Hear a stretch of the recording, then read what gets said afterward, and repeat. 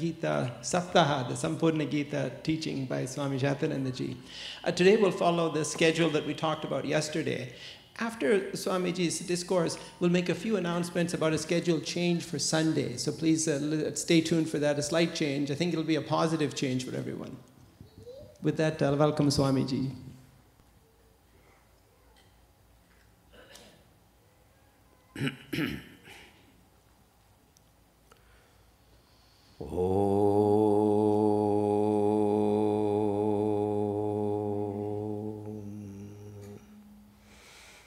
Shri Ganeshaya Namaha, Shri Saraswatyai Namaha, Shri Sadgurubhyo Namaha. Samasta Janakalyane Niratam Karunamayam Namami Chinmayam Devam Sadgurum Brahmavidvaram Manojavam Marudhatulya Vegam Jitendriyam Buddhimatam Varishtam Vatatmajam Vanarayuta Mukhyam Sri Ramadutam Sirasa Namami Santoshini Jaganmata Mama Saubhagya Vriddhaye Namaskaromi Bhaktya Tvam Prasanna Varada Bhava Shankaram Shankaracharyam Keshavam Badarayanam Sutrabhashya Grudau Vande Bhagavandau Punah Punah Om Namah Pranavarthaya Shuddha-jnanaikamurtaye Nirmalaya Prashandaya Dakshinamurtaye Namaha Satchidanandarupaya Vishwotpattyadihetave Tapatraya Vinashaya Shri Krishnaya Vayam Namaha Nilambujasyamalakomalangam Sita Samaropita Vamabhagam Panau Mahasayaka Charuchapam Namami Ramam Raghuvamshanatham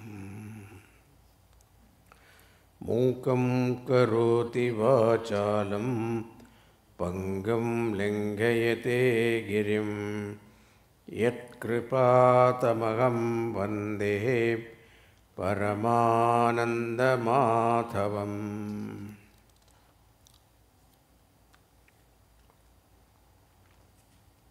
Read that second chapter, 11th verse. Shri Bhagavanuvacha Shri Bhagavanuvacha Ashochananvashocastvam Ashochananvashocastvam Prajnavadamscha bhashase Prajnavadamscha bhashase Gatasuna gatasumscha Gatasuna gatasumscha Nanushocanti panditaha Nanushocanti panditaha. Shri Bhagavanuvacha Shri Bhagavanuvacha Ashochananvashocastvam Ashochananvashocastvam Prajnavadamscha bhashase Prajnavadamscha bhashase Gatasuna gatasumscha Gatasuna gatasumscha Nanushocanti panditaha Nanushocanti panditaha. So yesterday we saw Arjuna's entrance to the battlefield. And after being taken to the center of the armies, two armies, he saw his own great-great-great-grandsire and his own Guru Dronacharya and all his friends and relatives ready to fight and kill themselves. And when he saw that, he felt miserable that he will be the cause for all these people's death, and started thinking that I will be the sinner, I will commit great crime.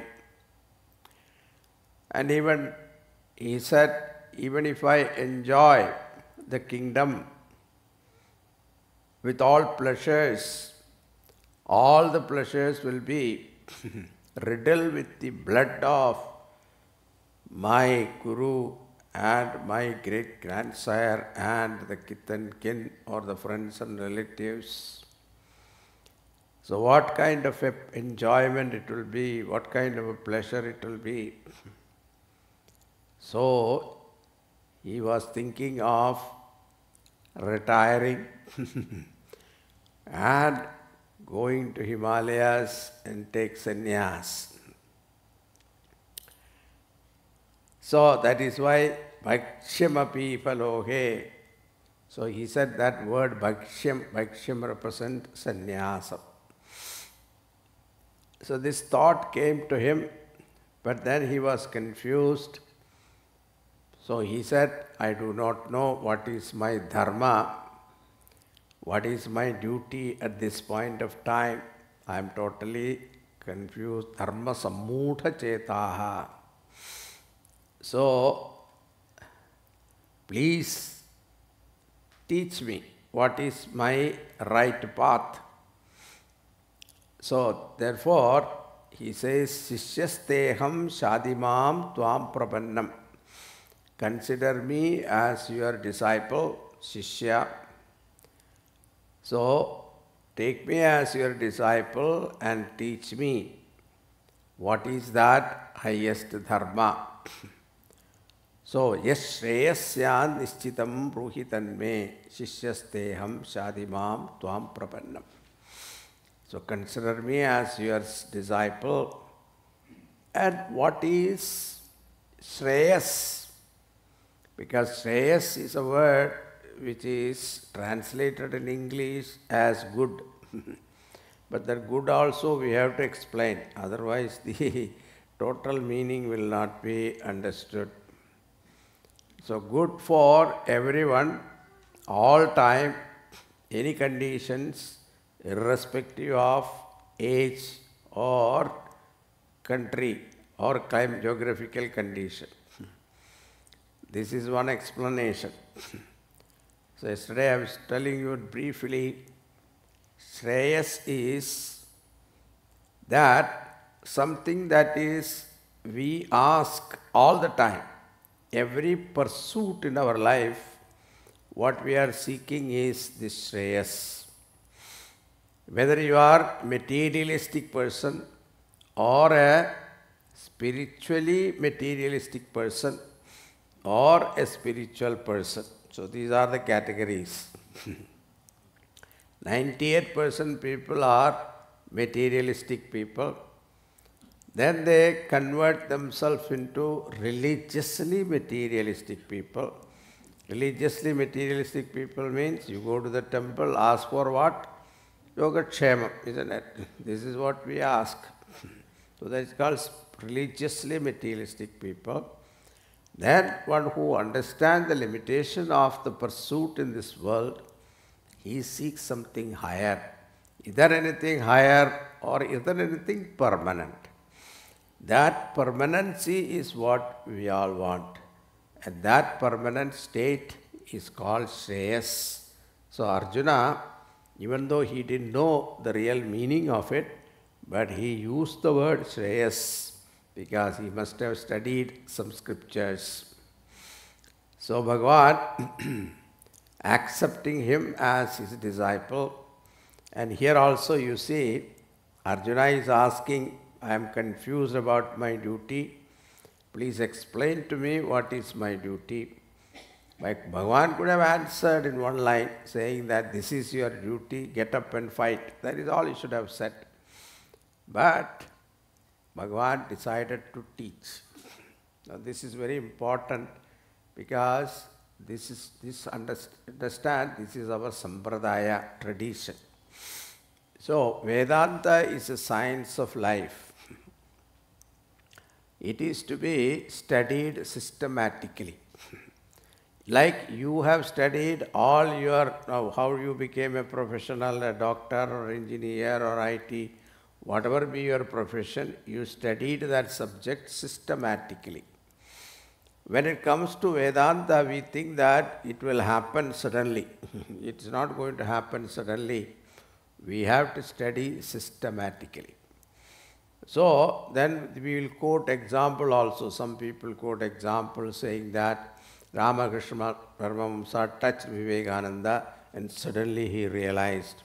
So my Guru also, if I go and get his touch, I will realize. So I don't have to study all this Vedanta and all that. It's not necessary. Now if that was possible, Lord Krishna could have touched Arjuna and given him the knowledge, isn't it? So a battlefield is not the right place for teaching Vedanta. Look at this. The place where he chose to give this knowledge is also very peculiar. So that itself shows the importance of learning, importance of teaching, importance of studying systematically this subject called Vedanta. Now, Bhagavan decided to teach, and he starts his teaching with a bang. Ashocha nanvashochastum prajnavadam cha bhashase gatasu na gatasuncha na anushochanti pantitaha. Bhagavan never said, don't cry, okay? He said, na anushochanti pantitaha. So crying is natural. It is not that he doesn't want you to cry. So, yesterday we saw the two topics Bhagavan dealt with is, one is grief, another is the death. These are the two things. Now, so therefore, this was in his main problem, grief and death. Now, one need not grieve for those who are dead and gone.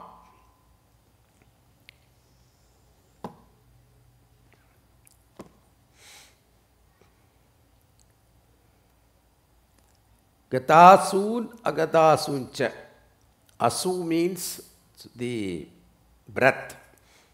Gatasun, whose breath has gone, that means death.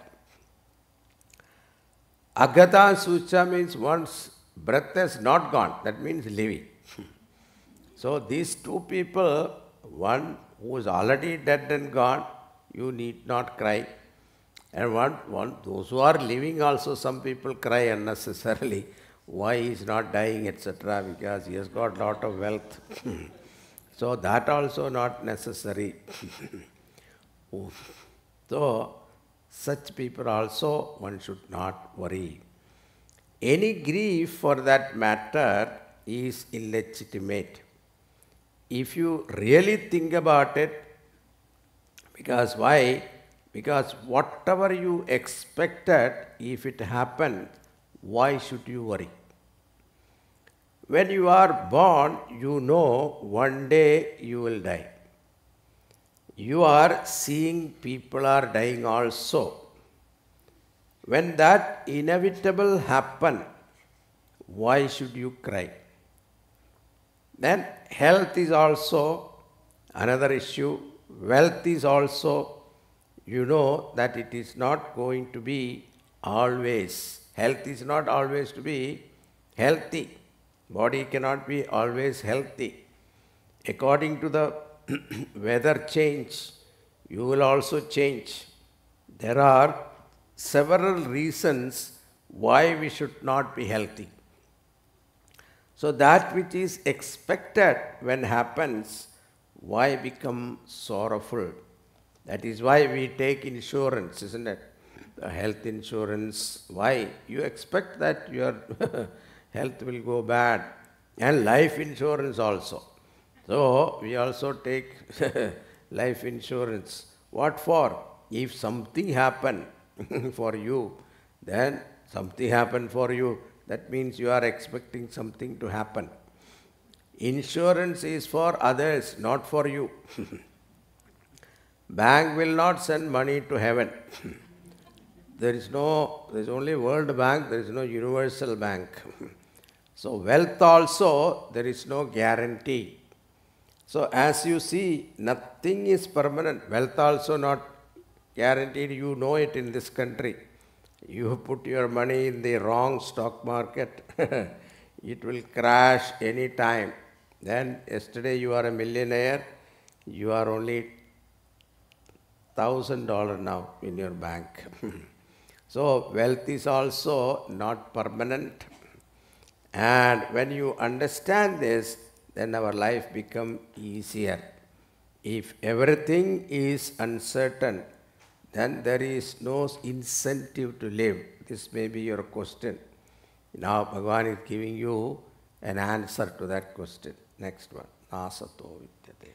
नासतो विद्यते भावः नासतो विद्यते भावः नाभावो विद्यते सतः नाभावो विद्यते सतः उभयोरपि दृष्टोऽन्तः उभयोरपि दृष्टोऽन्तः तनयोस्तत्त्वदर्शिभिः त्वनयोर्तत्त्वदर्शिभिः नासतो विद्यते भावः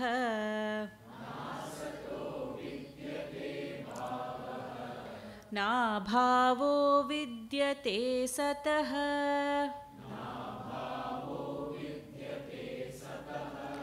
उभयोरपि दृष्टोऽन्तः त्वनयोस्तत्त्वदर्शिभिः. This is one of the famous verses in Gita. The translation is simple. The unreal has no existence. The real never ceases to exist. The one who sees this both is called Tattvadarshibhihi. He is the one who sees the truth. Now what we understand? Nothing. He will say, so what? That which is unreal is always unreal. That which is real is always real. Now we have taken, the problem is not that. The problem is we have taken unreal for real and real for unreal. This is our problem. How? All unreal objects we are expecting what? Real joy. Relationship is also unreal, but what we want? A permanent relationship. Even if it is, or whatever be your relationship, we want what? Permanent. And you are not permanent. That person is not permanent. His moods are not permanent. His likes and dislikes changes.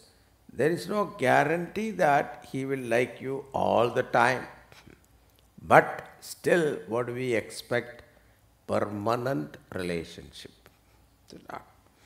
So, then, how do we live in this world?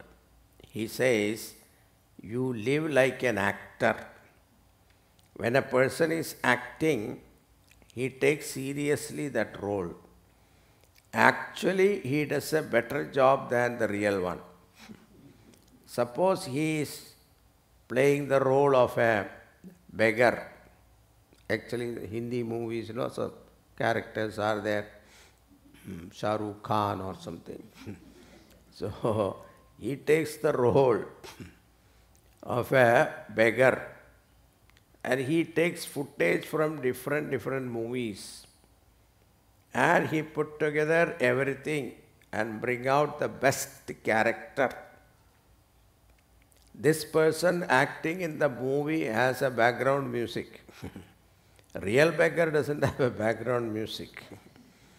And he knows all the time when he is acting as a beggar that he will be richer after performing this role.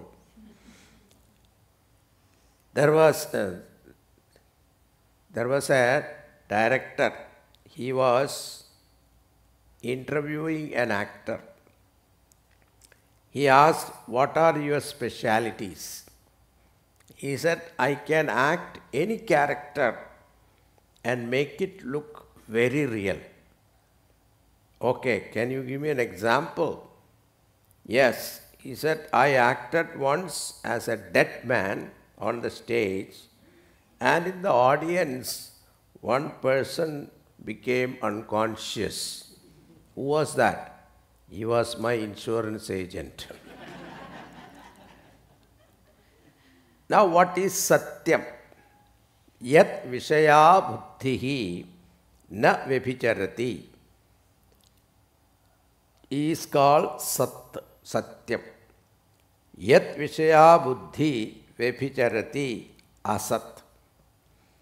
This is the definition Bhagavan Shankaracharya gives in his Bhashya on this Bhagavad Gita. A thing in which your thought keeps changing is called unreal. A thing in which your thought never changes is called Sat real. Now, for give you an example, 30 or 20 years ago, you got married. Those days, gold was very cheap. So, as a wedding present, the parents gave a thick gold chain. But now it is out of fashion and it is heavy on your neck and you don't wear anyway. It is always sitting in the locker. Now your daughter is getting married. You went to a goldsmith and out of this thick chain, you made a chain, latest model. Still gold was there. Then you made bangles and nose rings. That gold chain has become bangle, rings, nose rings, chain, etc. Now with reference to ornaments, your thought changes. Chain, bangle, ring, etc. But with reference to gold, your thought never changes. The name changes, chain, bangle, etc. But what never changes is gold. So that which never changes is gold, that is called Satyam. And that which keep on changing is the name and form. Name and form keep changing. They are called Asat, unreal. And these name and form continuously changing. Therefore, they have no real reality. They have dependent reality. Apply that to our life. You are a name and form. The name to that form is given to you. That is why people come to America, they change the name also. Padmanabhan become Peter, Ganeshan become Ganson, Subramaniam become Monian. All name changes. It's possible because you are not the name. What never changes in you is that Paramatma, Aham, which is your real nature.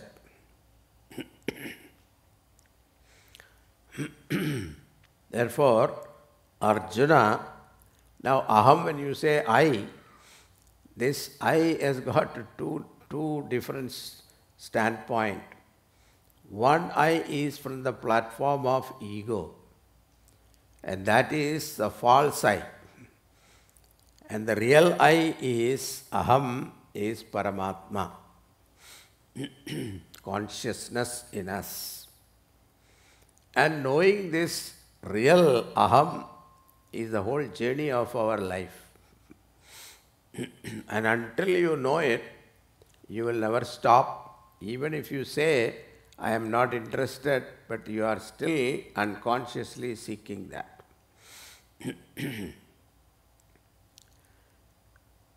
What never changes in you is that Paramatma, aham.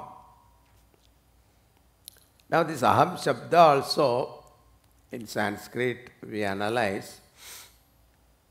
See, Aksharamala, our Sanskrit Aksharamala start with A and end with Ha. Yara, lava, shasha, sa, ha. So, A, when you open your mouth, guttural, A. Ha is also guttural. So, A and Ha you can pronounce with opening your mouth. A, Ha. But you can't keep the mouth open all the time. So you have to close. So when you close your mouth, Ma, Makara comes. So aham. So think about it. Starting with A, end is Ha. So the entire alphabet is covered. So aham includes the entire alphabet. What does it mean?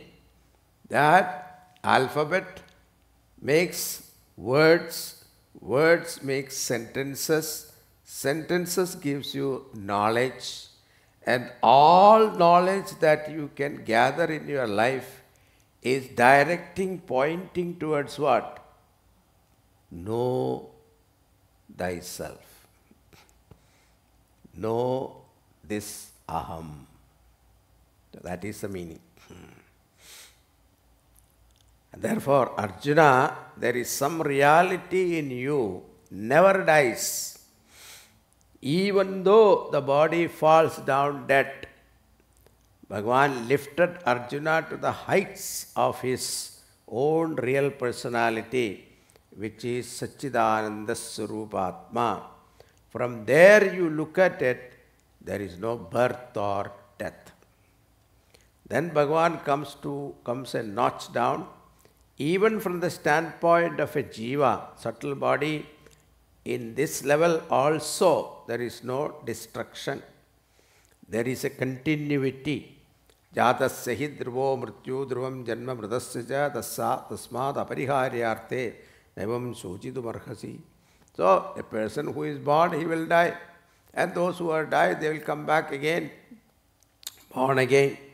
So this is the phenomena, this is continuously happening. What is there to be worried about?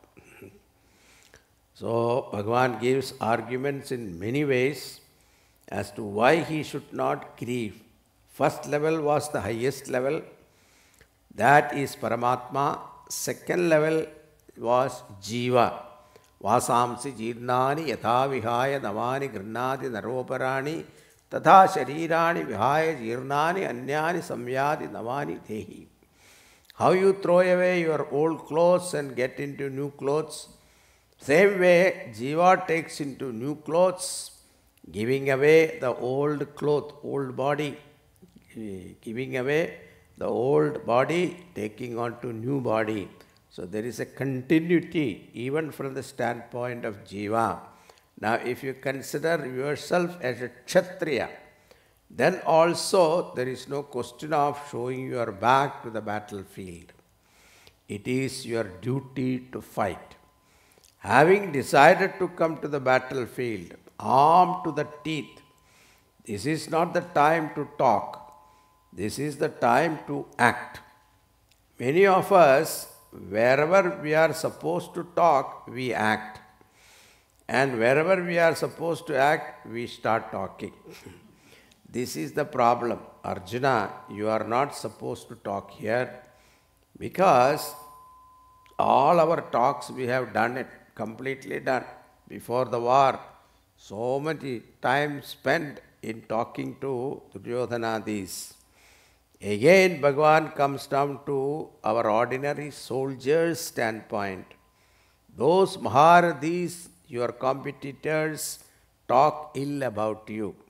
Avachavadan bahun vadishyanti tavahitaha nindandat tavasamartyam tato dukkhataram nukim.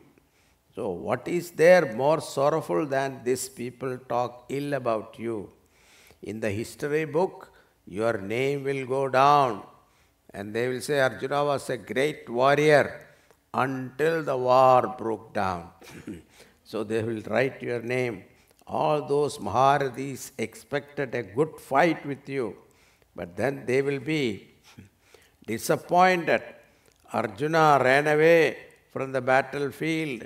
Duryodhana will see to it, he's an opposite party, that he publishes the scene very widely and he takes pictures and gives publicity. He will arrange free tour buses to wherever Arjuna is sitting and meditating in the Himalayas. You will be introduced as the greatest warrior until the war began. Avachavadan. Those words I cannot even utter. I don't want to sully my tongue. Many generations talk ill about you.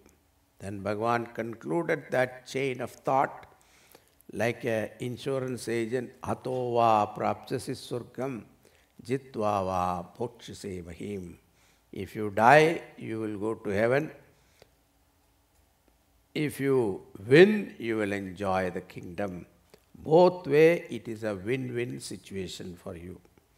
Therefore, uttishta kaunteya yuddhaya krita nischaya. Get up, Arjuna, having decided to fight. So otherwise he will get up and walk away. That is not what Bhagavan wanted. So that is why he says, Yuddhaya krita nischaya. Having decided to fight, then get up. Now.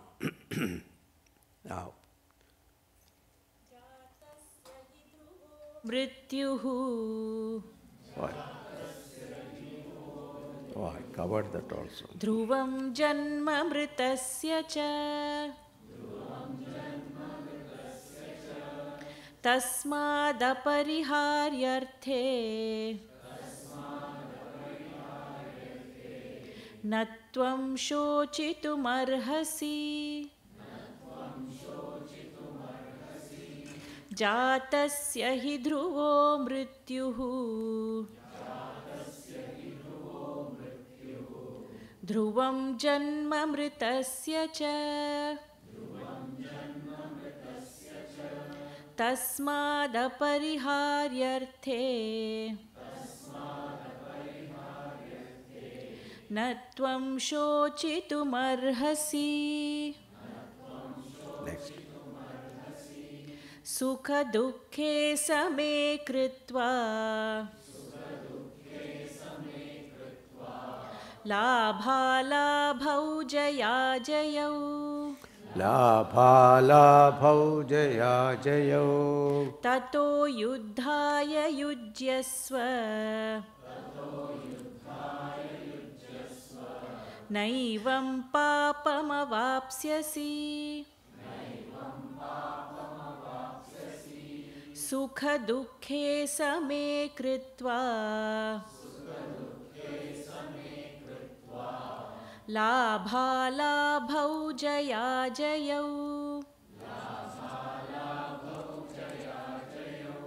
Tato yuddhaya yujyasva. Naivam papamavapsyasi.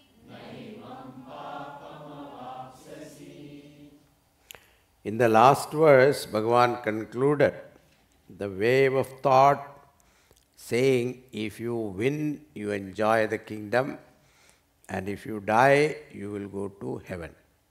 Both way, you are not a loser. It is a win-win situation. Therefore, you get up and fight. But then the Lord became worried. The attitude with which Arjuna faced the challenge is important to win. If he get up and fight with a vengeance, then he will lose his balance and suffer. He will not be able to win the war. So, in order to make him fit for the challenge, Bhagavan gave this wonderful teaching in this verse, Sukha dukkhe same kritva labha labhau jaya jayau. This is the secret of success also. Equalize sukham dukkham, gain and loss, victory or defeat. These are the three pairs of opposites we face in our life. And Bhagavan says, Same kritva, equalize them. Now, how do we do that? Labham, alabham, etc. When happiness or sorrow come, no reaction. Gain or loss, same means what? Like a stone, no reaction. This is what Bhagavan is teaching. No, that is not what he meant. Sukham dukkham is a reaction of our mind. You expected something, opposite happened, dukkham, labham, alabham also, again because of expectation. So Bhagavan says, whenever you perform an action, the result will be either dukkham or sukham, either gain or loss, or victory or defeat. These are the two possibilities. So the teaching here is, before the result come, mentally settle for both. I am ready to accept whatever be the result. Then with this set of mind, you plunge into activities. What happens is, you will be successful. Because your mind is calm. Otherwise, what will happen? All the time while working also, we are thinking about the result. Most of our time, we are living in the future. We are not living in the present moment. Therefore, mentally settle for the result. Whatever happens, I am ready for it. Think, if it is a failure, what are the consequences? And mentally say, I am ready for it. Then the face of challenge, you will be successful. Then face the challenge, you will be successful because your mind is calm and you will be able to put your 100% energy into the piece of action in front of you. If you put your 100% attention, energy into the piece of action in front of you, you will definitely be successful. This is the secret Bhagavan gave. Then more of it is going to be talked in the next verse, which is a very famous verse, Karmanyeva. Karmanyevadhikaraste ma phaleshu kadachana ma karma palaheturbhuhu ma te sangostva karmani karmanyevadhikaraste ma phaleshu kadachana ma karma palaheturbhuhu ma te sangostva karmani very famous verse in Gita, often quoted from the platforms, but most criticized verse also. Karmani eva adhikaraha te. Your right is only over action. Ma phaleshu kadapi cha na. Not over result at any time. At the same time, ma karma phalahetuhu bhuhu. May you not work for only for the result. Mate sangostva karmani. But may you not attach to inaction. Now these are the 4 formulas given for success in life. In order to be successful, these 4 formulas are to be followed. Karmani eva adhikaraha te. Your right is only over action. This is a statement of a fact. Ma phaleshu kadachana. Not over the results. Now the question is, how can we work in this world without expecting results? Generally the translation is, without expecting result, keep on working. And that is the case, how do we have motivation to work? Therefore, that should not be the meaning of Bhagavan's teaching. If that is the teaching, Bhagavan himself is contradicting himself. He also expected result. When he taught Arjuna, what was the expectation? The expectation is that Arjuna should understand him, isn't it? Without expecting result, nobody can work in this world. It is said, prayojanam anudrishya bandobina pravartade. Without seeing result, even a dull-witted person will not get up and do. Leave alone intelligent people like us. So it is not that Bhagavan is telling, don't expect results. Whether you like it or not, result will come. That is the law of nature. Before undertaking any work, you have to do your homework properly. All the pros and cons you have to see. What Bhagavan says here is, once you take the decision, this is the course of action I am taking. And when you release that action from your hand, then the law of nature take care of the result. It is like you are on the 13th floor, you are standing in the balcony.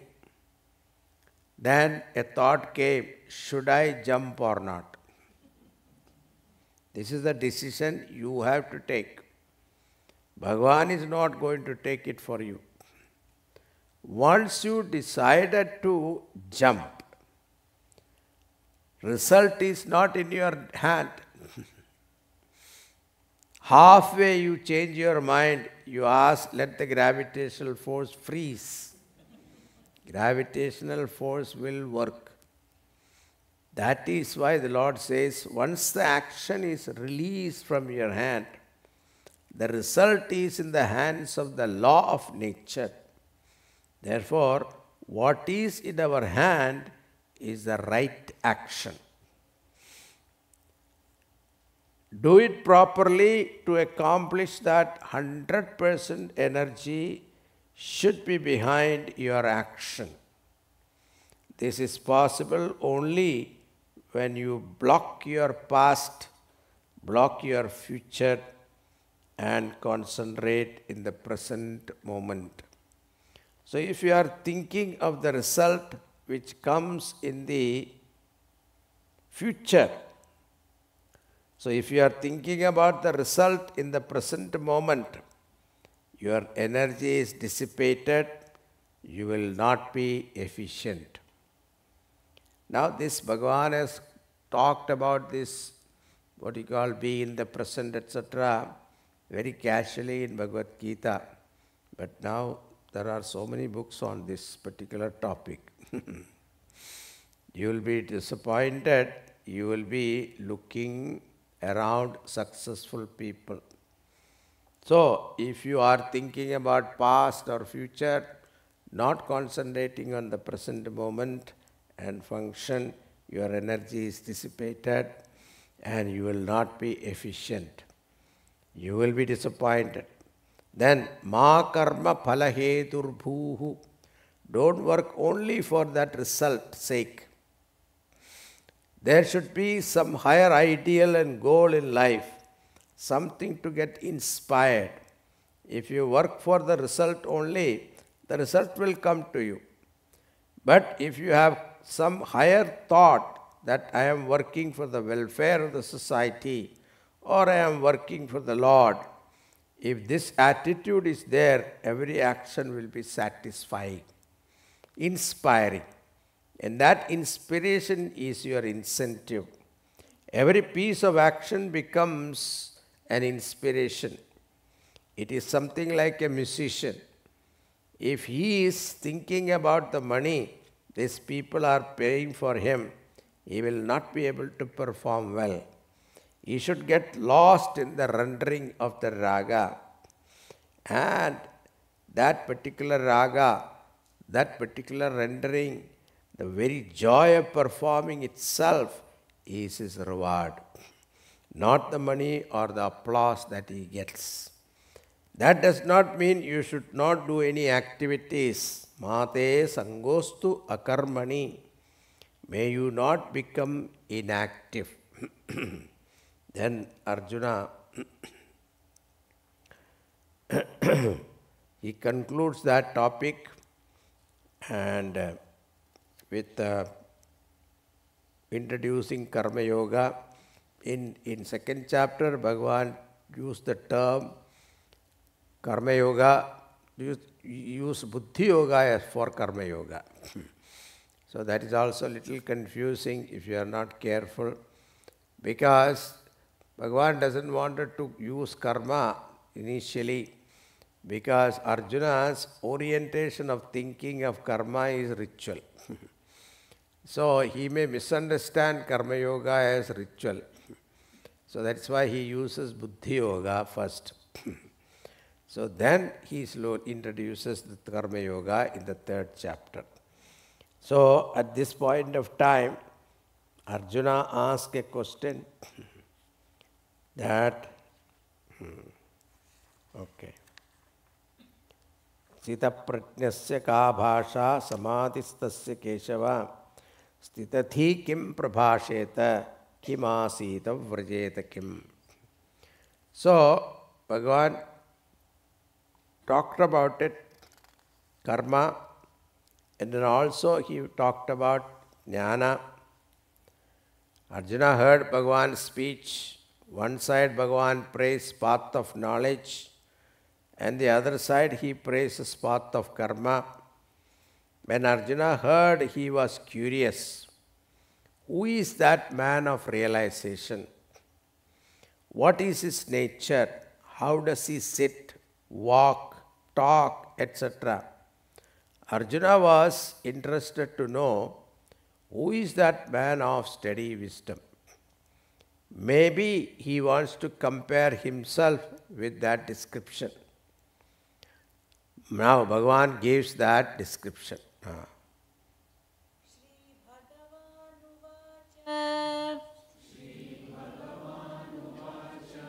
Prajahati yada kaman sarvan partha manogatan atman yevatmana tushtaha sthita prajnastadochyate. Shri Bhagavan Uvacha प्रजहाति यदा कामान् सर्वान् पार्थमनोगतान् आत्मन्येवात्मना तुष्टः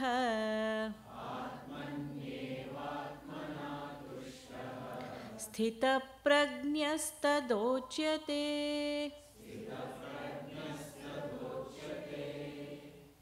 Now Bhagavan gives the description of a man of perfection in 17 verses. He says, the first verse itself he gives the definition. And afterwards it is an explanation to each word that is given in this verse. Now here, think about it. Bhagavan Krishna's dilemma. Arjuna is asking to paint a picture of a man of realization. Now when you want to paint a picture in a canvas, what happens? The canvas is steady, and even if you make a mistake, you can correct it. But here the canvas upon which Bhagavan has to paint the picture of man of realization is what? Arjuna's mind. Arjuna's mind is so volatile. By the time you paint a picture, another question comes, the whole picture disappears. I remember once I was traveling with Gurudev. We were in Mysore. And it was Gurudev's birthday, May 8th. And Mysore also, it became very hot in summertime. May, June and all that, it's very hot. So we were staying in the guest house of that Sugandha Sringar, the Agarbatti. His guest house we were staying.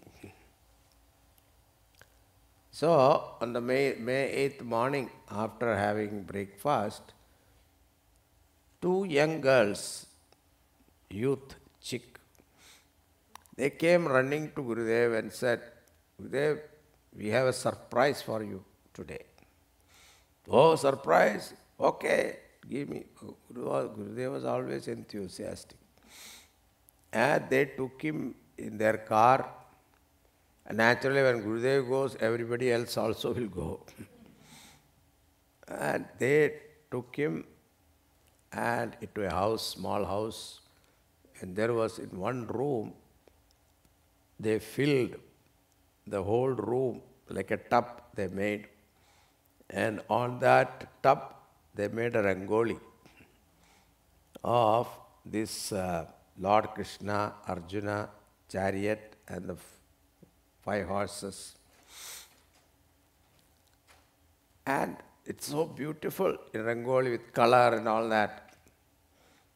And we were all enjoying it. At that time, what happened? So much crowd came to the room. Room was divided into half and they made a tub. And that what happened is it is so hot that everybody started appreciating it, and at the same time they were all sweating. So one gentleman, out of compassion for everybody, switched on the fan. Now you can see the problem. Suddenly as we were watching, Bhagavan's peacock feather is going. Crown is going. And the flag post is going. Like this, one by one was disappearing. And suddenly we realized, why, what are you doing? And they switched off. By the time damage is already done. Now, this is the condition, is this simple rangoli on water. What to talk about Arjuna's mind? This is worst. And suddenly a thought comes, whatever picture you painted will disappear. So here, Bhagavan has to think before speaking, what are the possible doubt of Arjuna that comes in the mind? And he should answer that before he asks. Then only that picture will remain steady. So this is the task Bhagavan is undertaking. So the first verse we will see, Prajahati, Prakarshena Jahati. The one who removes Kaman, all desires, where? Manogatan kaman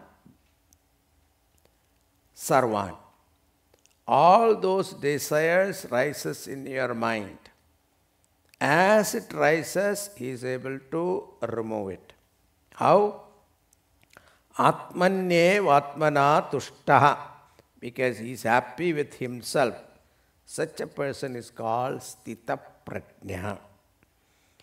If you say a person is able to remove the desire as it comes, means what? Desires will come, number one. Whether you are a sannyasi, Jivan Mukta Purusha, in all of them the desire will rise. The type of desire will be different, that is all. It is not depending upon the condition of your life. The desire is depending upon your previous lives. But what makes him a sannyasi or Jivan Mukta Purusha is how he handles those desires. He has the ability to manage it. This is called desire management. Yeah, nowadays we have so much managements are there. Wealth management, time management, stress management and all that. So, but we have to know desire management. As it rises, he is able to remove it. But removal of desires also creates suppression. When suppression is there, it will explode like a volcano one day. It is dangerous. Okay, then let us indulge. No desire can be satiated by indulgence. The more you indulge, the more you want it. So how you overcome your desire? All desires why we entertain. Just analyze. It is not for the object's sake. It is for happiness. When that happiness is short-lived, we look for another one. We keep changing the objects. So, we are not looking for object really, but we are looking for happiness.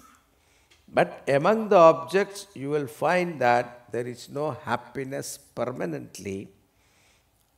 That is why the second line, Atmanyeva Atmana Tushtaha, the one who has discovered the source of happiness, that is himself.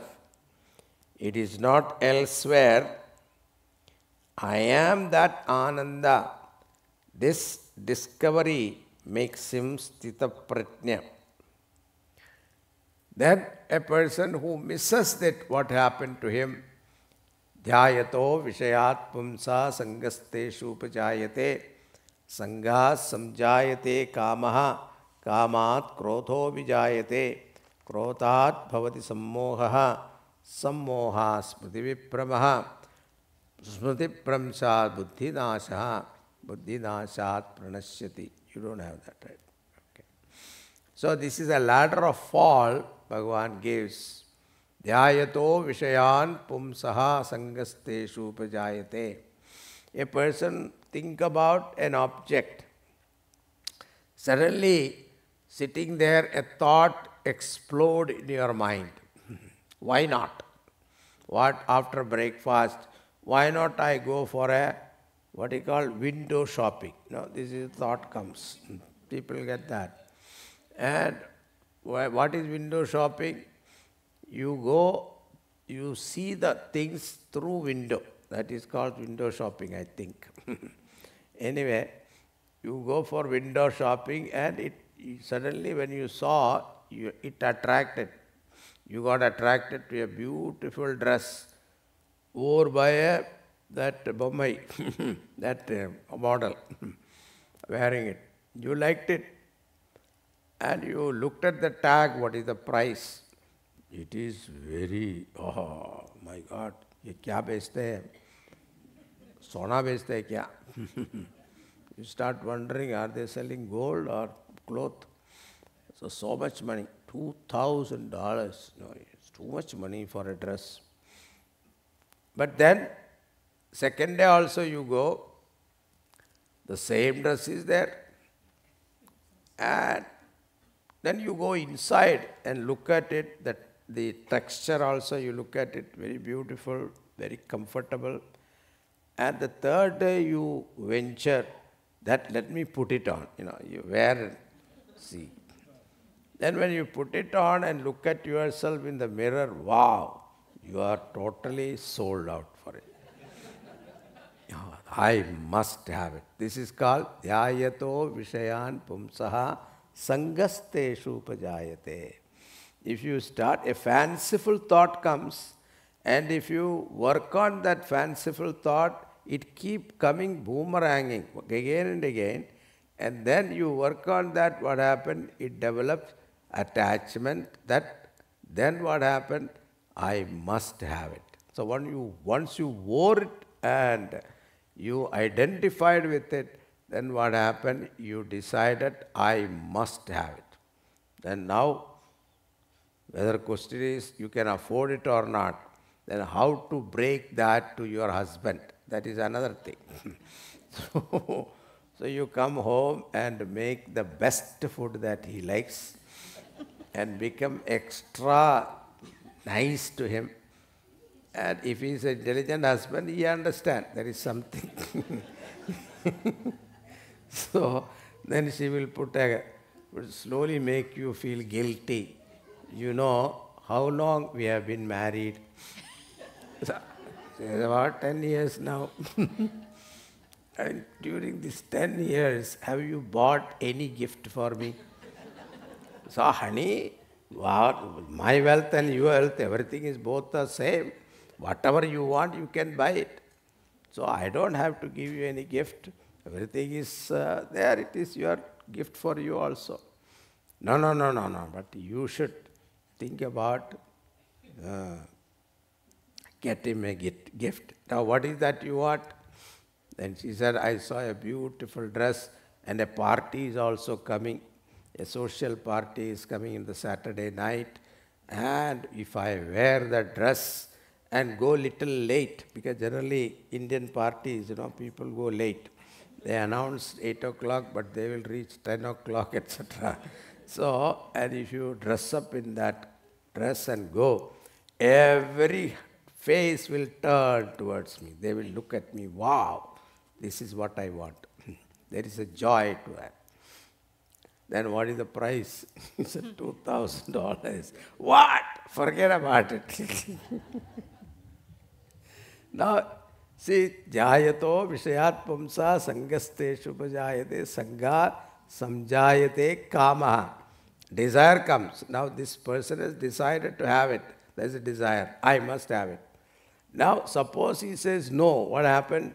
Krothaha. Anger comes. Then what happened? Next day morning, his socks will not be in the place, tie will not be in this place, shirt will not be in the right place. Everything is 6 and 7 in the house. Nothing is having, no breakfast, only empty plate is there. So the protest starts, and then finally he will give in, isn't it? So this is the story of our whole life. Whether this is not only an example, but every time, Dhyayato Vishayat Pumsa Sangasteshu Pajayate Sangha Samjayate Kamaha Kamat Krotho Pijayate. One Krotham comes, what happened? Krophat Bhavati Sammohaha. We lose our intelligence. It deludes you. Mind get deluded. Then Sammoha Smriti Vipramaha. Once you get deluded, you forget the Smriti. Memory is lost. Memory loss is the total loss of a human being. You see the Alzheimer's disease, etc. You see that person, what life is there for him? He doesn't even remember himself. So this fall is given. So Bhagavan says, you have to learn to manage your desire. That is the point he is making. And then he concludes that topic in the 72nd verse, Esha Brahmi Sthiti Partha. Esha Brahmi Sthiti Partha नैनां प्राप्य विमुह्यति स्थित्वा स्यामन्तकालेऽपि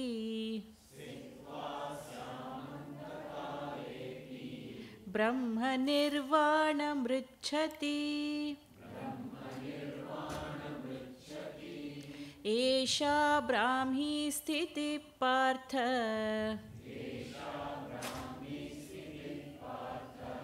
नैनां प्राप्य विमुह्यति स्थित्वा स्यामन्तकालेऽपि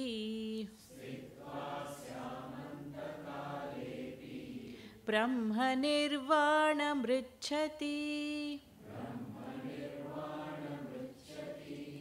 Esha Brahmi Sthiti. That status of Brahman, hey Arjuna, none get deluded once you attain this status. Bhagavan praises this knowledge, saying that even at the last moment of death, one can attain the state of perfection. There is no particular time. Any time you can attain this. Okay, then at the time of death, I will think about it. No. Unless you practice this now, you will not be able to think of Lord at the last moment. Like Dronacharya in the battlefield, he heard his son is killed. So he sat down and took off from his body. He was a great yogi. That was possible because he was practicing on a daily basis. So unless you practice on a daily basis, this thought of Bhagavan, Brahma Vichara or Ishvara Sankalpa, Ishvara Vichara will not come to you at the time of death. This topic we will discuss 8th chapter again. So thus we complete this 2nd chapter also. So far we have seen 2 chapters. The first chapter, Arjuna's entry into the battlefield and dejection. And 2nd chapter, Bhagavan's teaching began. And now we will see the 3rd chapter. Arjuna uvacha Jayasi chet karmanaste Mata buddhir janardana Tat kim karmani gore mam Niyojayasi Keshava Arjuna uvacha Jayasi chet karmanaste Mata buddhir janardana Tat kim karmani ghore mam Niyojayasi Keshava. After listening to Bhagavan's teaching in the 2nd chapter, Arjuna understood that one side he is praising knowledge and other side action. Arjuna thought that it is confusing to him. Because of his training, he is a military man. He is trained to follow the command, not to think. Taking decision and thinking is not his cup of tea. So Arjuna thought that these are 2 different paths. But what Bhagavan meant was totally different. One is karma and another is jnanam. Karma is the means for gaining jnanam. Unless there is antakarna shuddhi obtained through the practice of karma yoga, even though knowledge is given, but it will not work in you. Therefore, one is a preparation and the other is the goal. Between these two, there cannot be any choice. So suppose somebody asks, can I wear pant or shirt? Wrong question. We need both. The same way, here you cannot ask, should I practice karma or jnana? No. So Arjuna says, Jayasi chet karmanaha te bata buddhir janardana. According to your opinion, Jayasi chet superior to karma. So according to your opinion, superior to karma is jnana marga, buddhi. Jnana marga is considered superior to karma yoga.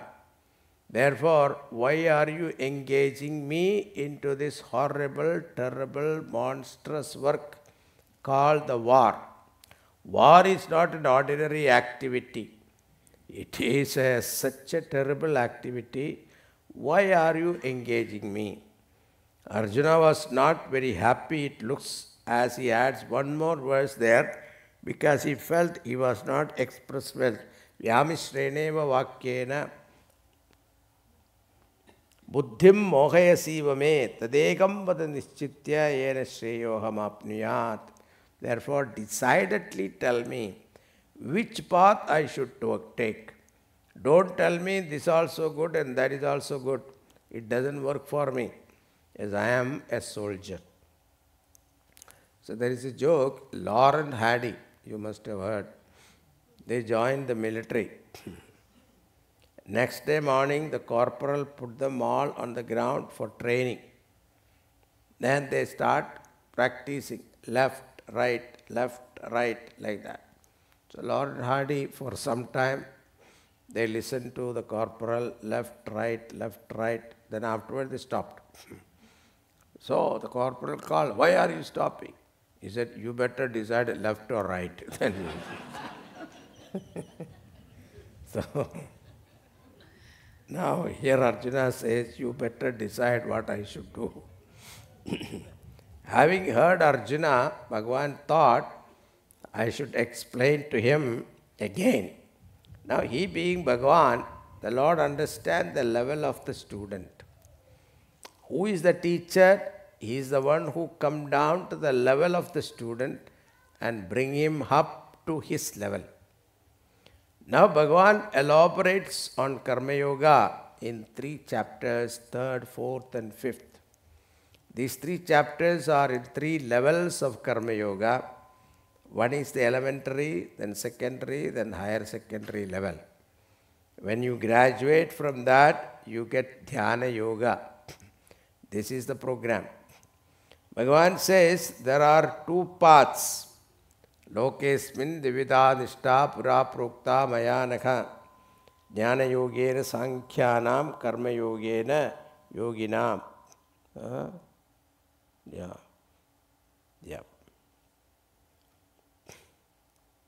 2 styles of living. One is called pravritti marga and the other is called nivritti marga.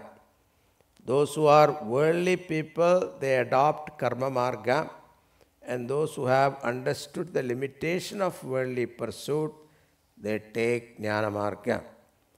Bhagavan was thinking, what made Arjuna to ask this question?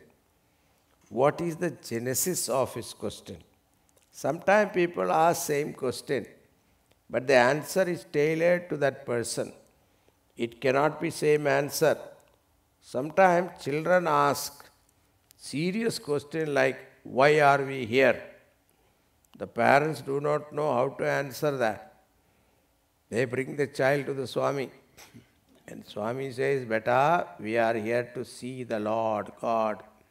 Child is happy with the answer for now. When he become young, he will come back and ask me, where is God, what is God, etc. What is his WhatsApp number? Those things they will ask. That time we will answer. So Bhagavan understood that Arjuna has misunderstood the word sannyasa. He thought that sannyasa means do nothing. Sit down quietly. and bhiksha will come and eat. That's why most of the Swamis in Himalayas don't do anything. They go for bhiksha and rest of the time meditate. So that is the picture Arjuna has for sannyasins. Now here Bhagavan says, work in the field, establishing himself in the higher truth. That he got confused. Naishkarmya is another word for sannyasa. There where there is no action. So actionless state is not something you don't do anything physically. Action is prompted by desire. Means a sense of incompleteness. This sense of incompleteness is born of ignorance of my own nature that is complete. So Naishkarmya means actionless state. Means desireless state means free from ignorance. Ignorance of my own real nature. It is not that giving up action will make you a sannyasi. It will make you lazy. Action is going to deny you having the higher knowledge. This understanding has to be there. No one can remain idle in this world. One has to act. Even a sannyasi who is doing nothing, but he also will have to digest his food, which is a physical activity, breathing. For maintenance of the body, one has to act. Sharira yatra pichate. Even for maintenance of the body, one has to be active. So action we must, as long as you live in this body. But when you act, you get bound. Like a small activity get multiplied. Any little things you do, it slowly gets multiplied. All the big chain stores, etc., the Coca-Cola, all those, Kentucky Fried Chicken, the Dunkin' Donuts, all these people, you listen to the stories, they will show they started from their backyard. Now it has become a big corporation. So, we used to say a story. There was a sadhu living in the Himalayas.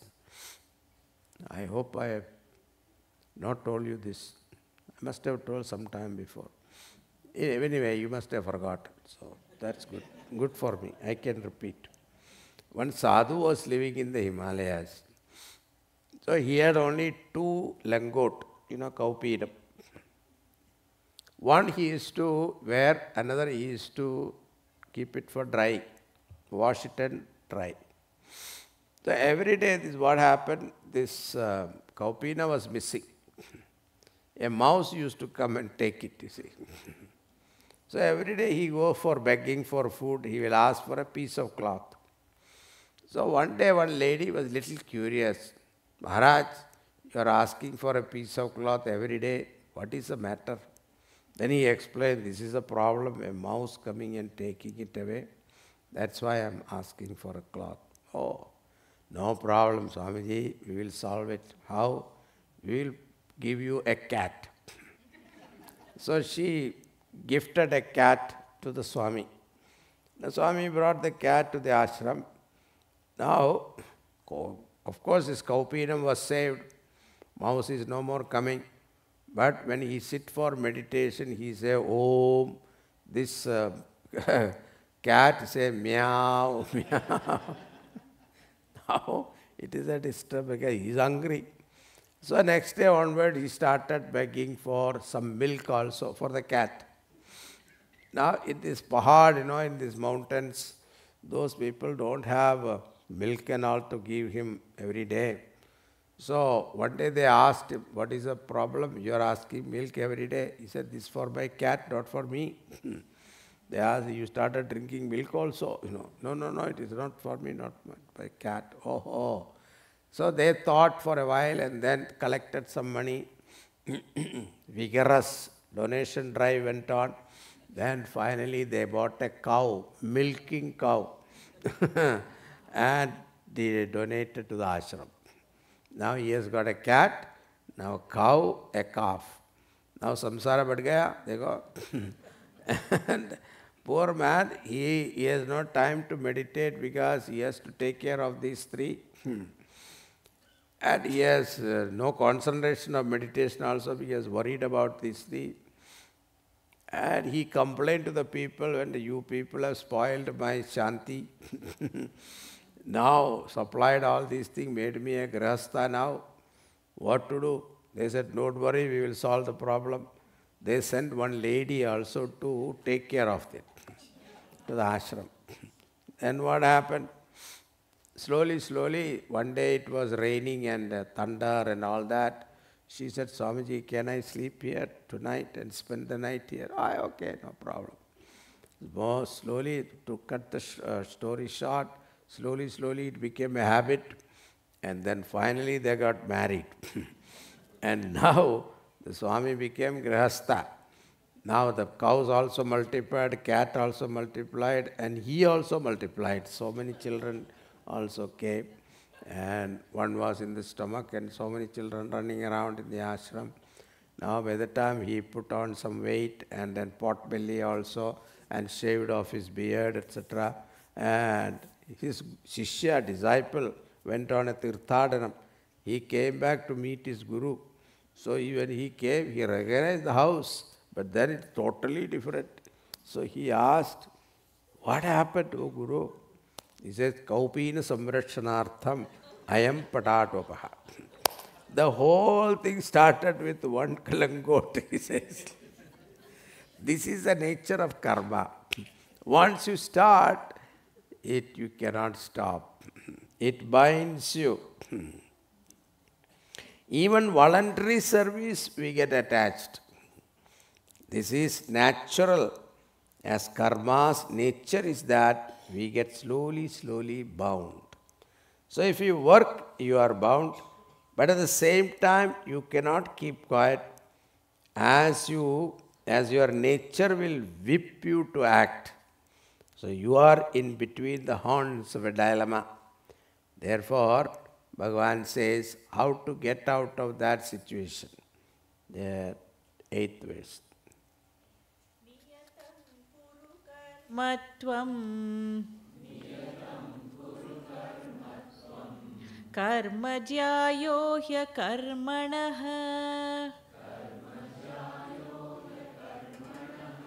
Sharirayatra pichate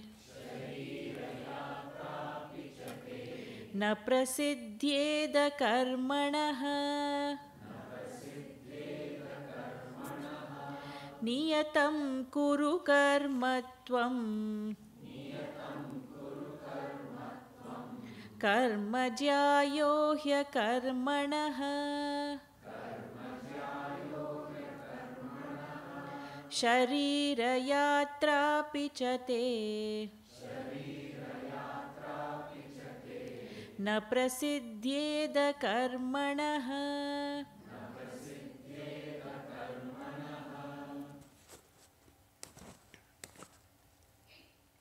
Do those activities which are bounden duties. Given duties you perform. Now, how do you define that? So, we have Nitya Karma, Naimitya Karma, Kamya Karma, Nishiddha Karma, Prayachchitta Karma. There are 5 types of karmas. Nitya karma means daily chores. Getting up in the morning, brushing your teeth, taking coffee, bath, breakfast, etc. If you are initiated into Gayatri, Sandhya Vandanam. But nowadays they don't even wear the Yajnopavidam. If at all they wear, they use it for scratching the back. Daily puja, etc. are all Nitya karma. Then Naimitya karma is occasional duties. Attending parties, end of the week, or birthday party or funeral you attend, or someone in the hospital you go and see him. These are called naimitya karma. So one is nitya karma, daily chores, and naimitya karma, going to office, etc. is the nitya karma. Then kamya karmas means desire prompted activities. You have certain desire, you want to fulfill that, working towards that end is called kamya karma.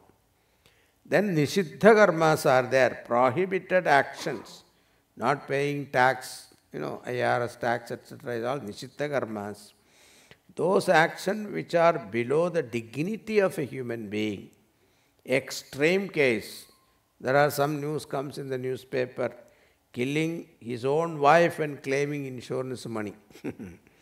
Even Rakshasas won't do it. They kill others was not his own wife. You hear such news in the TV and newspaper. Such activities are called nishiddham karma. Then suppose a person has committed some mistake and how to atone that sin. They are called praichitta karma. So these are the 5 types of karmas. Out of these, what is the niyatam karma? What Bhagavan says, nitya karma and naimittika karma put together is called niyatam karma, given duties. This one should do it. Whether there is an immediate benefit or not, one should do it. Nitya karma, naimitya karma.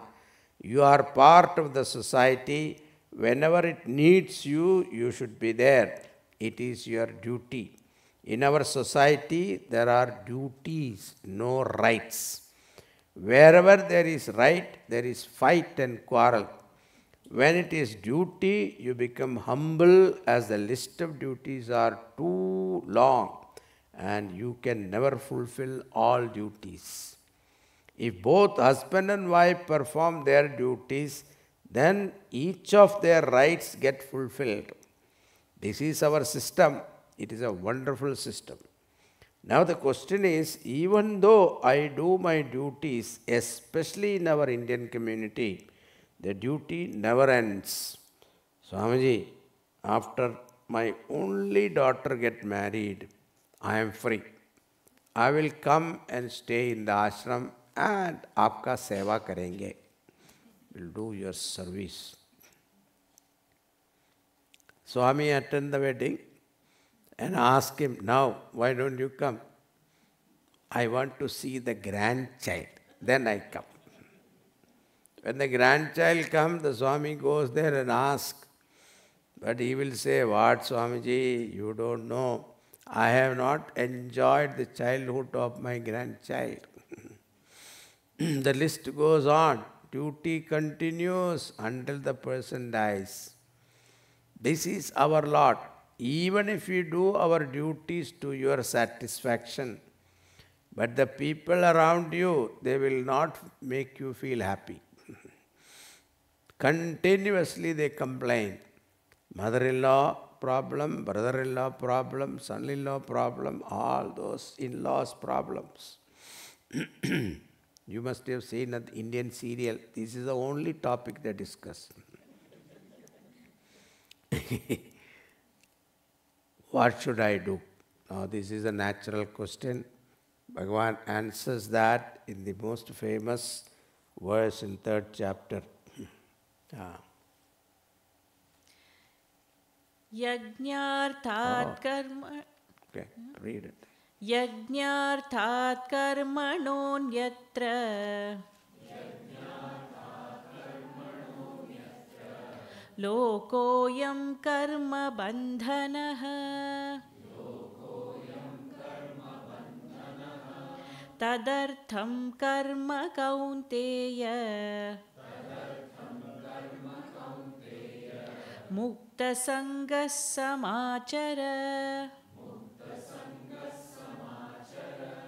yajnarthat karmanonyatra lokoyam karma bandhanaha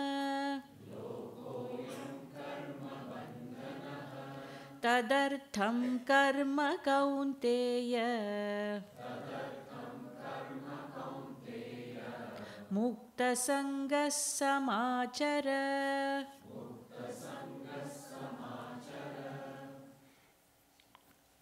Now, how to get out of this? What was the problem?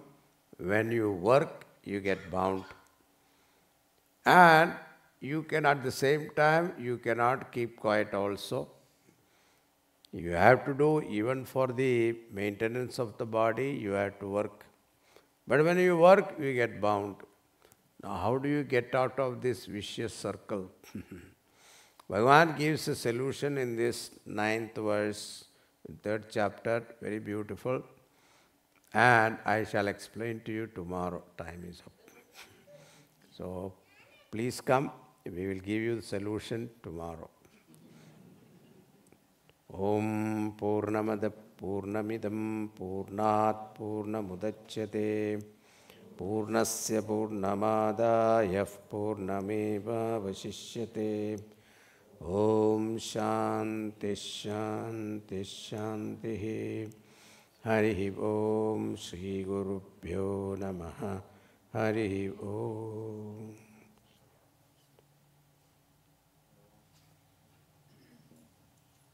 Hari Om everyone. Just before we do the Aarti again, gratitude to all of you. One good news. Yesterday we had 85 people, today we have approximately 90 people. So that's good. And we also had to put a few more chairs in the back.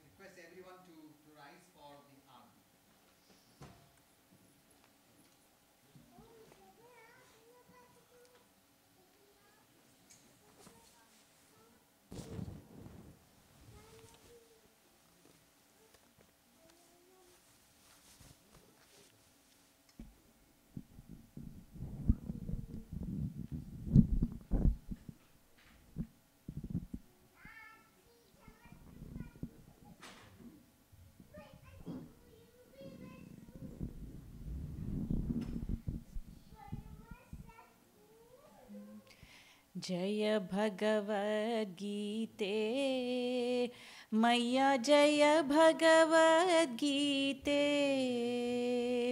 हरिः कमलविहारिणि सुन्दरसुपुनिते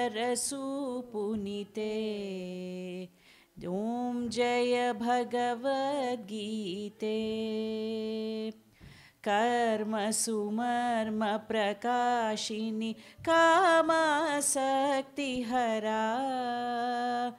तत्त्वज्ञानविकाशिनि विद्या ब्रह्मपरा ॐ जय भगवद्गीते निश्चलभक्तिविदायिनि निर्मलमलहारी शरणरहस्यप्रदायिनि सबविधिसुखकारी ॐ जय भगवद्गीते रागद्वेषविदारिणि कारिणि मोद सदा भवभयहारिणि तारिणि परमानन्दप्रदा ॐ जय भगवद्गीते आसुरभावविनाशिनि नाशिनि तमरजनी दैवी सद्गुणदायिनि हरिरसिका सजनी ॐ जय भगवद्गीते समता त्याग सिखावनी हरिमुख की बानी सकल शास्त्र की स्वामिनी श्रुतियों की रानी ॐ जय भगवद्गीते दया सुधा बरसावनी मातु कृपा की जय हरिपद प्रेम दान कर अपनों कर लीजय ॐ जय भगवद्गीते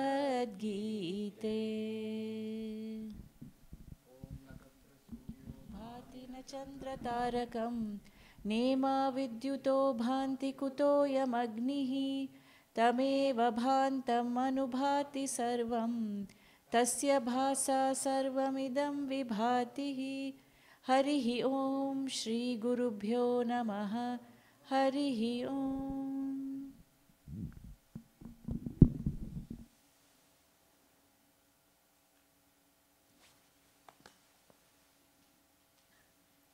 Just one quick reminder that tomorrow between 5:30 and 6 o'clock, we do have a session for all senior citizens and elders. They can assemble in classroom number 2 and they can have an informal satsang with Swami between 5:30 and